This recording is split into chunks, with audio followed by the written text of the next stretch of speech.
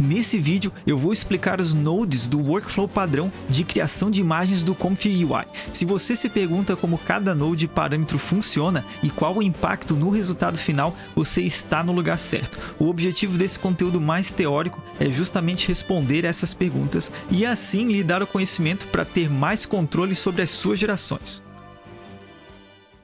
Estou mais uma vez aqui no Comfy UI com um workflow padrão que é carregado assim que você fecha todas as abas. Se você nunca usou Comfy UI, vou deixar um card aqui com um vídeo introdutório onde eu ensino como instalar e criar sua primeira imagem. Esse workflow faz o que a gente chama de Text to Image, ou texto para imagem, pois ele recebe o texto dos prompts e produz uma imagem no final. Começando pelo Load Checkpoint, ele é o responsável por carregar o arquivo checkpoint de imagem. Eu tenho um vídeo explicando o que ele é e como baixar da internet outros checkpoints, mas resumindo, o checkpoint é um dos elementos mais importantes para a geração de imagens, pois além de impactar na qualidade e no estilo da imagem final, ele também define quais os parâmetros ideais que devemos colocar nos outros nodes. Eu já tenho alguns checkpoints baixados e para esse exemplo eu vou selecionar o Splashed Mix versão 4.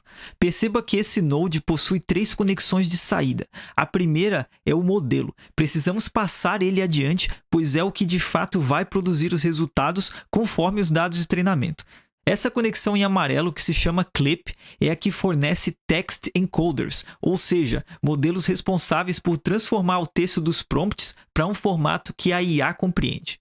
Esse checkpoint que eu estou usando é da família do Stable Diffusion XL, que já traz Text Encoders embutidos, então é só conectar ele nesses nodes de prompt.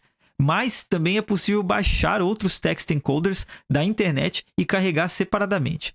E por fim, temos o VAE, ou Variational Autoencoder. Esse modelo tem a função de transformar a imagem entre dois formatos. O formato em pixels, que é o que a gente está acostumado a ver, e o formato latente, uma versão super compacta da imagem, que é o formato que o Node K-Sampler trabalha. Se a imagem não fosse compactada, provavelmente as nossas placas de vídeo não aguentariam o processamento necessário para gerar imagens.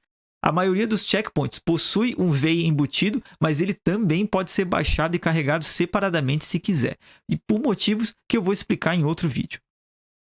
O Clip Text Encode é bem simples. Ele é um node onde eu posso descrever o texto do prompt. Ele recebe o text encoder do clip e a saída é o resultado do prompt, também no formato em que o K-Sampler entende, que no fim é o que guia o checkpoint a produzir a imagem. Já esse node chamado Empty Latent Image é o que cria uma imagem vazia no espaço latente que eu mencionei antes. Se eu conectar esse node direto no VAE Decode e rodar o workflow, você consegue ver a imagem vazia. Aqui é onde você fornece a largura e a altura, que seria a quantidade de pixels da imagem quando ela está descompactada. Eu já mencionei em outros vídeos que existem valores ideais para colocar aqui, que também depende do modelo de imagens. Para esse checkpoint que eu estou usando, o ideal é colocar valores tipo esse, 832 por 1216. Se tiver dúvidas, vou deixar um link na descrição do vídeo com as resoluções recomendadas para os modelos mais populares. E esse batch size é a quantidade de imagens que você quer que o K-Sampler crie ao mesmo tempo em paralelo. Vou mudar para 4 e executar o workflow para você ver que agora temos 4 resultados. Se o seu PC aguentar, vale a pena usar essa função quando quiser testar prompts, pois o tempo de geração por imagem será levemente mais rápido. E aqui temos o monstrão, o K-Sampler, ele que é o responsável por receber todos os componentes e de fato criar a imagem. Nesse processo, o K-Sampler adiciona ruído na imagem, que são esses pontos coloridos aleatórios, e a cada step, ou seja, a cada passo, ele vai transformando o ruído em uma imagem, sendo guiado pelo texto dos prompts. A imagem vai tomando forma e se tiver passos o suficiente, ela chega no resultado convincente. O primeiro parâmetro é a seed, que aleatoriza aquele ruído da imagem inicial. Ele também permite a gente reproduzir imagens criadas por outras pessoas. Se todos os parâmetros permanecerem o mesmo, inclusive a seed, a imagem sai igual. Já se tudo se mantiver o mesmo, exceto a seed, você vai ter uma imagem diferente. Só lembrando que uma seed parecida não significa uma imagem parecida. Por exemplo, a imagem criada com seed 10 pode ser bem diferente da imagem com seed 11, pois ela apenas define posições aleatórias dos ruídos da imagem. O próximo parâmetro é o Control After Generate, que simplesmente determina qual número de seed vai ser usado na próxima vez que você rodar o workflow. Aqui você pode fixar a seed, que é bem útil para testar e comparar outros parâmetros, ou mudar a seed a cada geração, que vai fazer você obter uma imagem sempre diferente. O número de steps é quantas vezes o processo de redução de ruído acontece. Esse processo se chama denoising e cada checkpoint possui um número ideal de steps para se ter bons resultados. E esse número também depende dos demais parâmetros do Case Sampler. Então, é recomendado sempre ler as instruções de uso no site onde você baixou o checkpoint para saber o valor ideal. Esse que eu estou usando recomenda entre 4 e 8 steps. Menos do que isso, a imagem ainda não está pronta e vai ficar muito distorcida. E mais do que isso, ela não vai melhorar tanto e só vamos perder tempo, porque quanto mais steps, mais tempo o Case Sampler vai trabalhar na imagem. Aqui embaixo temos o CFG, que é um parâmetro meio complexo de explicar. O valor ideal depende de muitos fatores também, como a forma que o modelo foi treinado, o número de steps, a complexidade do prompt, etc. Uma forma simples de explicar é que valores menores fazem com que o checkpoint siga menos o seu prompt, mas ele terá mais liberdade e viés para usar os dados usados em seu treinamento.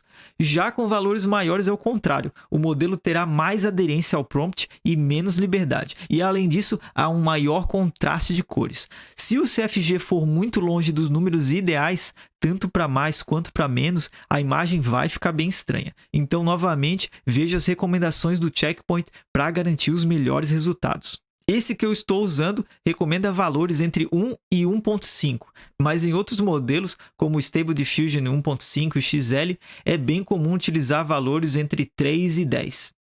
O Sampler Name e o Scheduler são os algoritmos responsáveis por reduzir o ruído da imagem.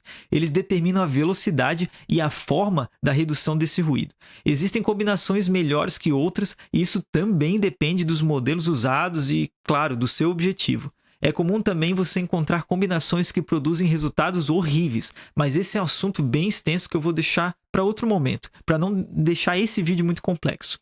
Esse checkpoint aqui recomenda o Sampler LCM e o Scheduler Exponential ou Beta. E por último, temos o Denoise, que é o quanto a imagem original deve ser alterada. Como eu estou começando com uma imagem totalmente vazia, eu quero alterar 100%, ou seja, eu vou colocar o número 1. Se eu fornecesse uma imagem inicial, por exemplo, para editar ou aumentar a resolução, eu usaria um número menor, pois gostaria de manter mais a imagem original. Esse processo se chama Image to Image, ou seja, imagem para imagem, que eu certamente vou cobrir mais no futuro. E aqui na direita, o Case Sampler resulta em uma imagem que está naquele formato compacto que eu falei antes, que a gente precisa converter para o formato de pixels, para que possamos ver a imagem. E é para isso que o VEI Decode serve. Ele recebe a imagem no formato latente e, com a ajuda do VEI fornecido aqui no começo, ele descompacta a imagem para o formato em pixels.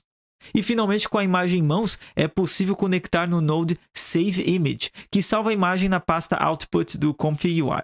Se quiser, pode até definir o prefixo do nome do arquivo aqui. E você pode acessar as imagens indo em Help, Open Folder, Open Outputs Folder.